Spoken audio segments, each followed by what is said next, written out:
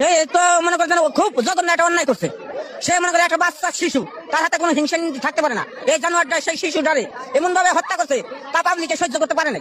এই কারণে তারে একবারে বিদায় করে দেওয়া হলো। এরকম তো তার কেউ না করে, সেটা করে দেওয়া হলো রে। দর্শক, কিছু সময় আগেই বলেছিলাম যে একটি শিশুকে ধর্ষণ শেষে হত্যা করা হয়েছে, হত্যা করে বস্তার মধ্যে আটকে রাখা হয়েছে। এখন আমরা দেখতে পাচ্ছি যে সেই যার বিরুদ্ধে এই ধর্ষণের অভিযোগ উঠেছিল তার লাশ হয়তো বা পড়ে আছে। সেটি জনতা নিজের হাতেই তার বিচার করে দিল। জনতা, স্থানীয়রা, তারা এই ধর্ষণ ক্লাস 1-এ পড়ে ছোট্ট একটি শিশু, সেই শিশুটি গতকাল বিকাল থেকে নিখোঁজ হয় এবং নিখোঁজ হওয়ার পর থেকেই প্রতিবেশী যে পায় বা উদ্ধার করে, লাশ উদ্ধার করে। কিন্তু এই খবর পেয়ে শত শত মানুষ, গ্রামের শত শত মানুষ তারা কিন্তু এই এখানে ছুটে এসেছে এবং এই দৃশ্য দেখে তারা সহ্য করতে পারেনি।